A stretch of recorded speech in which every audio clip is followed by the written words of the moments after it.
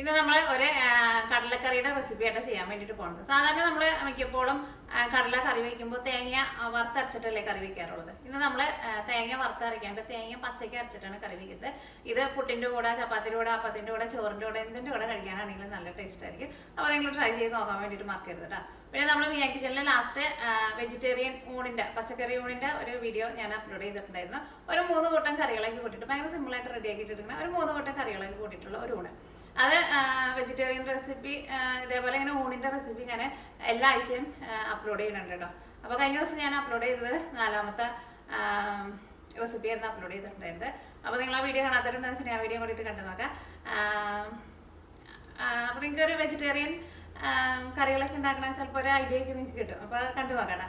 പിന്നെ അതിനു മുമ്പ് നമ്മൾ അപ്ലോഡ് ചെയ്തിട്ടുണ്ടായിരുന്നത് ഇഡ്ഡലിയുടെ നല്ല സോഫ്റ്റ് ആയിട്ട് ഇരിക്കുന്ന ഇഡ്ഡലി ഉണ്ടാക്കണം വീഡിയോ ആയിരുന്നു ചെയ്തിട്ടുണ്ടായിരുന്നത്. അത് നിങ്ങൾ കുറച്ച് പേരൊക്കെ ട്രൈ ചെയ്ത് നോക്കിയിട്ട് നല്ല ടേസ്റ്റുള്ള നല്ല പഞ്ഞി പോലത്തെ ഇഡ്ഡലിക്ക് ഉണ്ടാക്കാൻ വേണ്ടിയിട്ട് പറ്റിയെന്ന് പറഞ്ഞിട്ട് ഇന്ന് എനിക്ക് 2-3 മെസ്സേജൊക്കെ വന്നിട്ടായിരുന്നു. അപ്പോൾ നിങ്ങൾ ഇഡ്ഡലിയൊക്കെ ഉണ്ടാക്കിയിട്ട് ശരിയാവാത്തവരുണ്ടെന്ന് വെച്ചിട്ടുണ്ടെങ്കിൽ ആ വീഡിയോ കണ്ടു നോക്കേണ്ട, അതേപോലെ ട്രൈ ചെയ്ത് നോക്കാം. ഉറപ്പായിട്ട് നിങ്ങൾക്ക് നല്ല പഞ്ഞി പോലെ ഇരിക്കണം ഇഡ്ഡലി റെഡിയാക്കിയിട്ട് എടുക്കാൻ വേണ്ടിയിട്ട് പറ്റും. അപ്പോൾ നമുക്ക് സമയങ്ങൾ തന്നെ നമ്മുടെ കടലക്കറി നമുക്ക് റെഡിയാക്കിയിട്ട് എടുക്കാം. അപ്പോൾ കടല ഫസ്റ്റ് വേവിച്ചിട്ട് എടുക്കുക. അപ്പോൾ ഞാനിവിടെ 250 ഗ്രാം കടലയാണ് എടുത്തേക്കുന്നത്. ഗ്രാമിലാന്ന് വെച്ചിട്ടുണ്ടെങ്കിൽ 250 ഗ്രാം എടുക്കുക. ഗ്ലാസ്സിലാന്ന് വെച്ചിട്ടുണ്ടെങ്കിൽ അതാ ഇതേപോലത്തെ ഗ്ലാസ്സിൽ 1 ഗ്ലാസ് കടലയാണ് എടുത്തേക്കുന്നത്. ഈ 250 ml മെഷീൻ കപ്പിലാന്ന് വെച്ചിട്ടുണ്ടെങ്കിൽ 1 കപ്പ് ഇടുക, പിന്നെ 1/4 കപ്പും കൂടി ഇടുക. അപ്പോൾ ഇത് വെള്ളത്തിലിട്ടിട്ട് കുതിർത്തിയെടുത്തിട്ടുണ്ട്. സാധാരണ നമുക്കറിയാലോ കടല ഒരു രാത്രി വെള്ളത്തിലിട്ട് വെക്കണം, എന്നാൽ മാത്രമേ നല്ല സോഫ്റ്റ് ആയിട്ട് വരുള്ളൂ. പ്രത്യേകിച്ച് ഈ കറുത്ത കടല നന്നായിട്ട് കുതിർന്ന് വന്നാൽ മാത്രമേ കടല ശരിക്കും വെന്ത് കിട്ടുള്ളൂ. അപ്പോൾ ഒരു രാത്രി വെള്ളത്തിൽ കുതിർത്താൻ വേണ്ടിയിട്ട് വയ്ക്കാം. ഒരു 7-8 മണിക്കൂർ വെള്ളത്തിൽ കുതിരാൻ വേണ്ടിയിട്ട് വയ്ക്കാം. ഒരു സവോള അതൊന്ന് കട്ട് ചെയ്തിട്ട് ചേർക്കാം. അത് പിന്നെ ഒരുപാട് ഭയങ്കര ചെറുതായിട്ടൊന്നും കട്ട് ചെയ്യേണ്ട ആവശ്യമില്ല. ജസ്റ്റ് ഒന്ന് ഇങ്ങനെ ഒന്ന് സ്ലൈസ് ചെയ്തിട്ടിടാം. ഇതിലേക്ക് കുറച്ച് കറിവേപ്പില ചേർക്കുക. കറിവേപ്പില ഉണ്ടെന്ന് വെച്ചിട്ടുണ്ടെങ്കിൽ കുറച്ച് കൂടുതൽ ചേർക്കാം. കുരുമുളക് പൊടി, പച്ചമുളക് ഇപ്പോൾ ചേർക്കണ്ട, നമ്മൾ ലാസ്റ്റ് ഇതിലേക്ക് നമ്മൾ താളിക്കും. ആ സമയത്ത് നമുക്ക് പച്ചമുളകൊക്കെ ചേർക്കാം. ഇതിലേക്ക് ഒരു 1/2 ടേബിൾ സ്പൂൺ കുരുമുളക് പൊടിയാണ് ചേർത്തിരുന്നത്. ഇത് രണ്ടും ചേർത്താൽ മതി. നല്ല വേവിക്കാൻ വേണ്ടിയിട്ട് വെള്ളം ചേർക്കുക. അപ്പം ഞാൻ എടുത്തിരുന്ന ആ ഗ്ലാസ് കാണിച്ചില്ല, ആ ഗ്ലാസ്സിൽ 3 ഗ്ലാസ് വെള്ളമാണ് എടുത്തേക്കുന്നത്. ഇത്രയ്ക്ക് കടലയുടെ മുകളിൽ ഇതേപോലെ ഇങ്ങനെ നന്നായിട്ട് ഇങ്ങനെ മുങ്ങി കിടക്കണം കടല.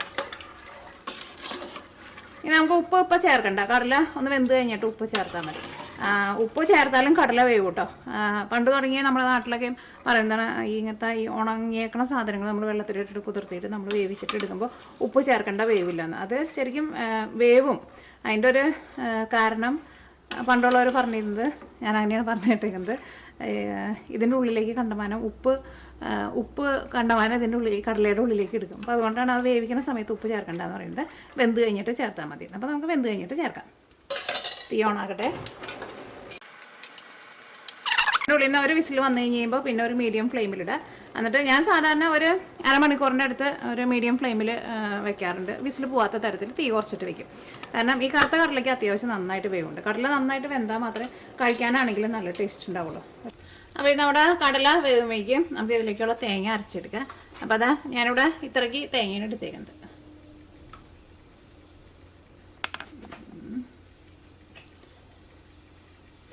അപ്പോൾ ഈ കടല വേവുമ്പോഴേക്കും ഇതിലേക്ക് നമ്മൾ തേങ്ങയും കൂടിയിട്ട് അരച്ചിട്ട് ചേർക്കുന്നുണ്ട്.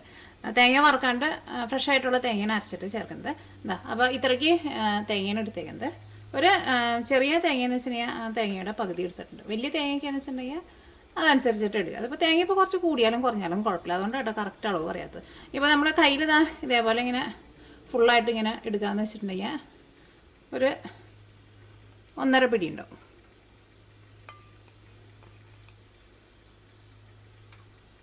ഒന്നര പിടിനേക്കാളും കുറച്ച് കൂടുതലുണ്ടാവും. അത് നിങ്ങളൊരു ഏകദേശം അളവിലെടുത്തോ. അപ്പോൾ തേങ്ങ കുറച്ച് കൂടിയാലൊന്നും കുഴപ്പമില്ല.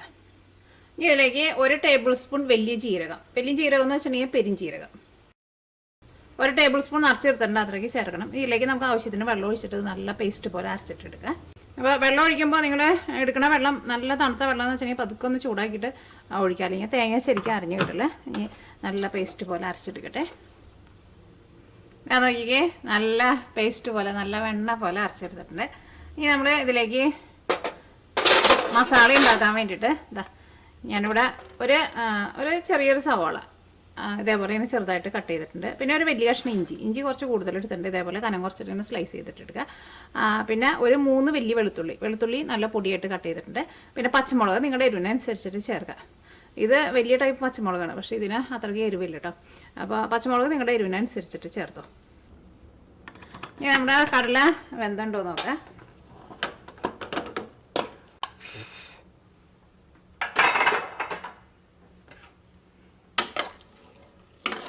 കടല എങ്ങാനും നിങ്ങൾ കുക്കർ തുറന്നു കഴിഞ്ഞിട്ട് വെന്തില്ലാന്ന് വെച്ചിട്ടുണ്ടെങ്കിൽ മൂടി വെച്ചിട്ട് ഒന്നുകൂടി വേവിക്കണം കേട്ടോ. കാരണം കടല ശരിക്കും നന്നായിട്ട് വേവണം, അപ്പോൾ നല്ല സോഫ്റ്റായിട്ട് വരുള്ളൂ. ജസ്റ്റ് കയ്യിലെടുത്തിട്ട് ഒന്ന് പ്രസ് ചെയ്ത് നോക്കാം. അപ്പോൾ ഈ നല്ല സോഫ്റ്റായിട്ട് നന്നായിട്ട് വെന്തിട്ടുണ്ട്. ഇനി എന്ത് ചെയ്യണമെന്ന് വെച്ചിട്ടുണ്ടെങ്കിൽ ഈ കടലയിൽ നിന്ന് നമുക്ക് ഒരു 2 ടേബിൾ സ്പൂൺ കടല എടുത്തിട്ട് നമ്മൾ തേങ്ങ അരച്ച് വെച്ചിട്ടില്ലേ അതിൻ്റെ കൂടെ ഇട്ടിട്ട് ഒന്ന് അരച്ചിട്ട് എടുക്കുക. അപ്പോൾ ഞാൻ ഇതിന് കുറച്ച് തേങ്ങ അരച്ചെടുത്തത് മാറ്റി വെച്ചിട്ടുണ്ട്, കാരണം അത് കുറച്ച് കൂടുതലുണ്ടായിരുന്നല്ലോ. ഓൾറെഡി നമ്മൾ അരച്ചേക്കുന്നുണ്ടല്ലോ. അപ്പോൾ ഇതിൽ നിന്ന് കുറയ്ക്കേണ്ട ഒരു 2 ടേബിൾ സ്പൂൺ കടല മതി. ഇത്രയ്ക്ക് കടല എടുത്തിട്ട് ഒന്ന് അരച്ചിട്ടെടുക്കുക. ഒരു ഇച്ചിരി കൂടി ചേർക്കാം. ഇതിന് കുറച്ച് വെള്ളം കൊണ്ട് എടുക്കുക.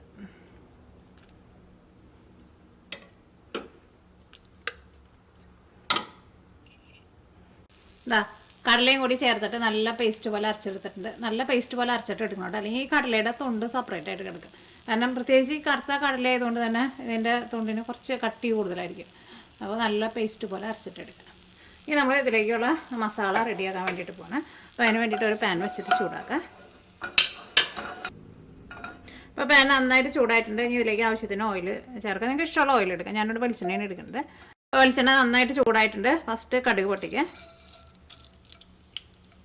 ഒരു 1/2 ടീസ്പൂൺ കടുക് ചേർത്തിട്ടുണ്ട്.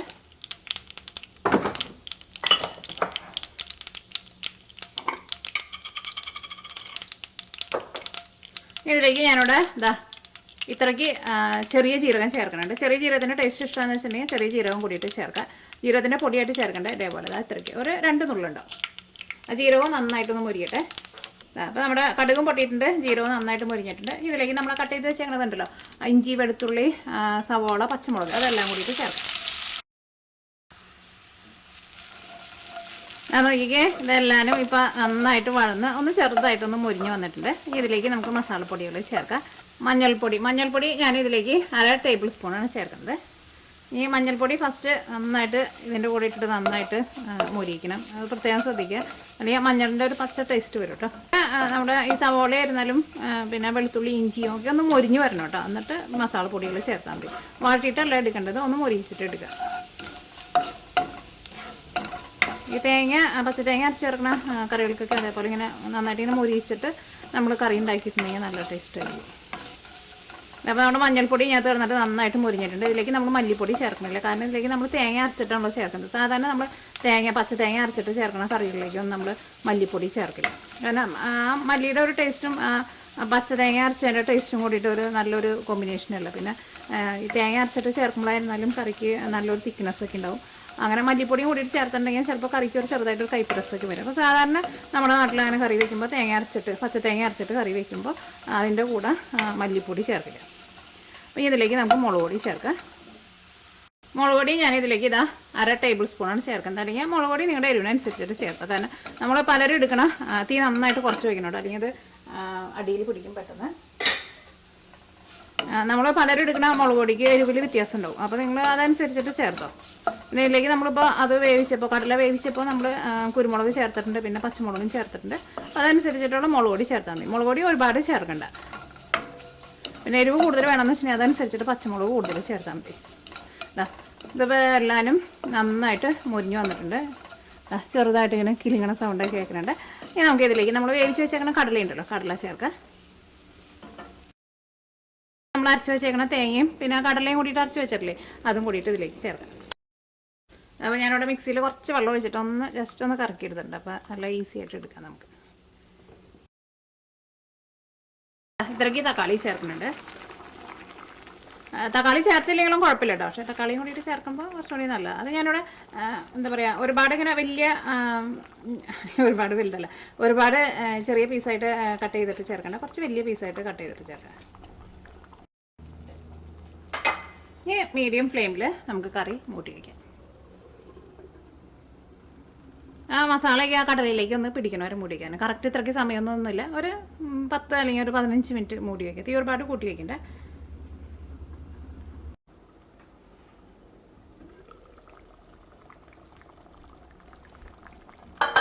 അപ്പോൾ ഞാനിവിടെ ഒരു മീഡിയം ഫ്ലെയിമിൽ ഒരു 15 മിനിറ്റ് മൂടി വെച്ചിട്ടുണ്ടായിരുന്നു. അതിനിപ്പോൾ കറക്റ്റ് അത്രയ്ക്ക് സമയമൊന്നും ഇല്ല കേട്ടോ, കുറഞ്ഞത് ഒരു 10 മിനിറ്റെങ്കിലും വയ്ക്കണം. കാരണം ഈ കടലയുടെ ഉള്ളിലേക്ക് ഈ മസാലയൊക്കെ ഒന്ന് നന്നായിട്ട് പിടിക്കാൻ വേണ്ടിയിട്ടാണ്. അപ്പോൾ ഞാൻ ഇതിങ്ങനെ ചെറിയ തീയിൽ ഒരു മീഡിയം ഫ്ലെയിമിൽ മൂടി വെച്ചിട്ട് ആളുകളെ പാത്രങ്ങളൊക്കെ കഴുകായിരുന്നു. അപ്പോൾ ഇനി എങ്ങാനും കുറച്ച് സമയം കൂടുതൽ മൂടി വെച്ചാലും കുഴപ്പമൊന്നുമില്ല കേട്ടോ. എത്ര സമയം ചെറിയ തീയിലിട്ടിട്ട് ഇങ്ങനെ വെന്ത് വരണോ അത്രയ്ക്ക് ടേസ്റ്റ് ഉണ്ടാവും നമ്മുടെ കറിക്ക്. ഇതാ അപ്പോൾ നമ്മുടെ കടലക്കറി റെഡി ആയിട്ടുണ്ട്. ഇതിൻ്റെ ഈ കറിയുടെ ഗ്രേവിക്കൊക്കെ ആയിരുന്നാലും ചാറിനായിരുന്നാലും അത്യാവശ്യം നല്ല കൊഴുപ്പൊക്കെ ഉണ്ട്. ചപ്പാത്തിയുടെ കൂടെ, അപ്പത്തിൻ്റെ കൂടെ, പുട്ടിൻ്റെ കൂടെ, എന്തിൻ്റെ കൂടെ കഴിക്കാനാണെങ്കിലും നല്ല സൂപ്പർ കറിയാണ്.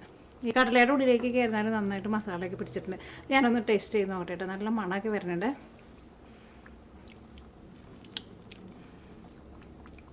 അടിപൊളി സൂപ്പർ കറിയാണ്. ആ പെരിഞ്ജീരകത്തിൻ്റെയൊക്കെ നല്ലൊരു ഫ്ലേവർ വന്നിട്ടുണ്ട്.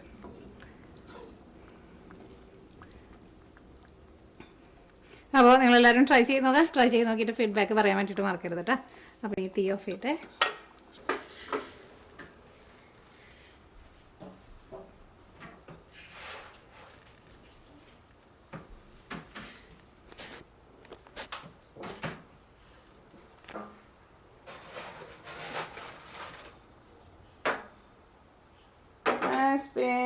ആസ്പിൻ്റെ ഭക്ഷണം കേട്ടോ അത്.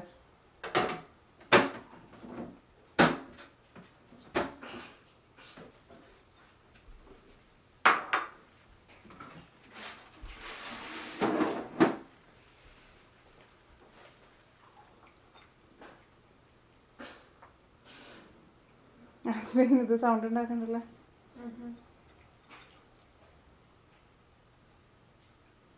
ആസ്പിൻ നീ കഴിക്കട.